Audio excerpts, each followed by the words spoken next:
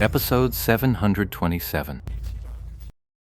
Over there, Yishu quickly swapped out the warehouse rules again, then tossed the flow badge into the guild warehouse. This level 50 orange gear was placed in the 6th tier of the guild warehouse's orange gear section. Orange gear of the 6th tier required 6,000 contribution points to withdraw the flow emblem for equipping. However, since the flow badge belonged to the guild, it could not be traded or discarded, but it could be forcibly dropped upon death. If such a loss occurred, there was usually a penalty, most often a deduction in guild contribution points. Some guilds also set a deposit on particularly valuable equipment. Each one had its own way of managing things. Yishu put up this prized centerpiece, then tossed in 2 more pieces of blue gold knight gear, level 55 blue items, just for good measure. This level 55 blue gear has base stats equivalent to level 45 orange gear. But when determining the value of a piece of equipment, the additional attributes are what truly matter. So sometimes a piece of gear isn't high level, but if its bonus stats are outstanding, it won't be replaced even at much higher levels. These 2 level 55 blue pieces, though, they were both fairly ordinary. In a level 55 dungeon, gear of this tier drops easily enough. It's why it got relegated to the 5th tier of blue equipment. Blue equipment, 5th tier, contribution cost was only 700.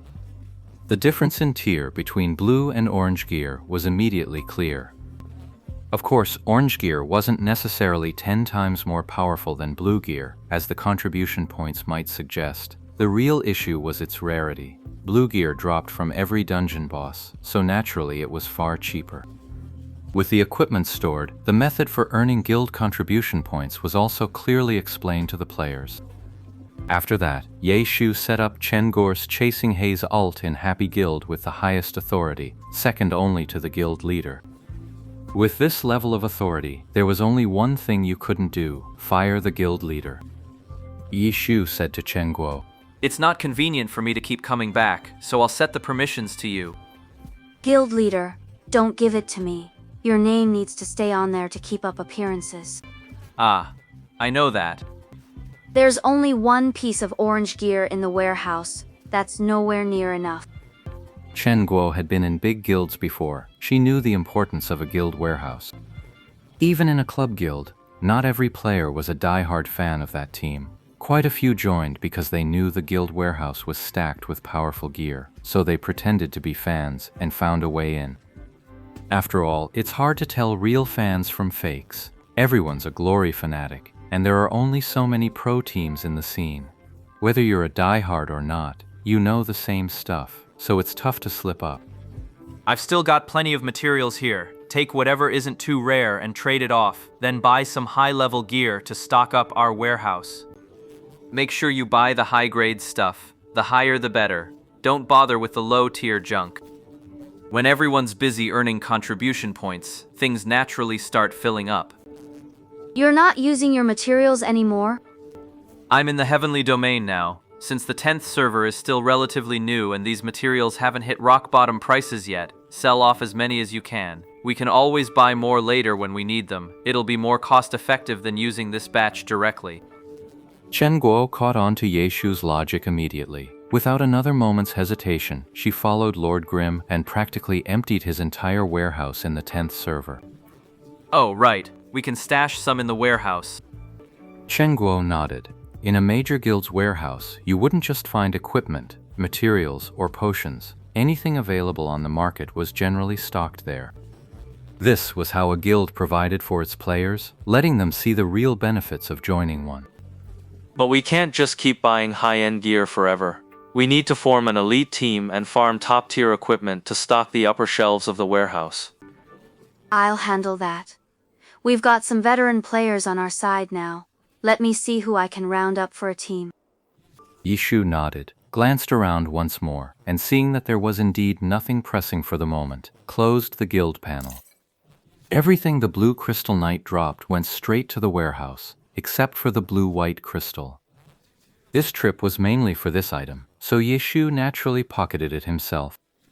As for these exclusive materials, the drop rate was fairly reliable, After all, a wild boss only spawned once a week. If its drop rate were too low, it would hardly be worth the trouble. So when a wild boss drops orange gear or rare materials, it's pretty much a sure thing. If neither of those dropped, then something else must have popped. What, you ask? Guess his luck ran out.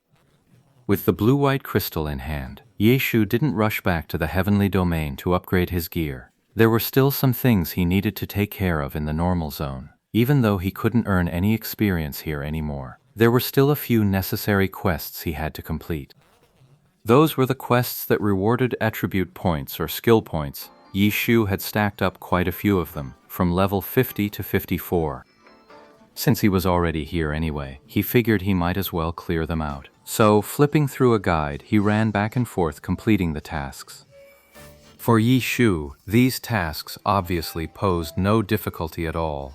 But Chen Guo, watching from the side, was utterly captivated, even more interested than when she watched him PK. Here was a true god of glory, flipping through a guidebook while tackling quests that wouldn't stump a beginner. It had a certain charm to it. Clearing all the quests took most of the day, and the key issue was that many of them only handed out the rewards Yeshu needed at the very end. Those dozen or so prerequisite steps had given Lord Grimm 0 experience points. Tedious work indeed. Finally, all the quests were cleared, and now Steamed Bun Invasion was extending a warm invitation, asking the boss to run a dungeon together. Yeshu thought about it. It really had been a while since he'd played with Bao Zi, and since he was leading the team himself, he could efficiently farm some gear to stock up the warehouse. They spent the entire day grinding on the 10th server, and most of the spoils went straight to the guild. The guild warehouse had grown considerably fuller over the course of that day. As for Yeshu and his team, none of them kept any of the equipment they'd farmed from the dungeon. They'd all contributed it to the guild. They were all blue equipment, but blue gear had its own merits, low contribution point requirements. With just a bit of accumulation, you could swap straight into level-appropriate gear. Not bad at all.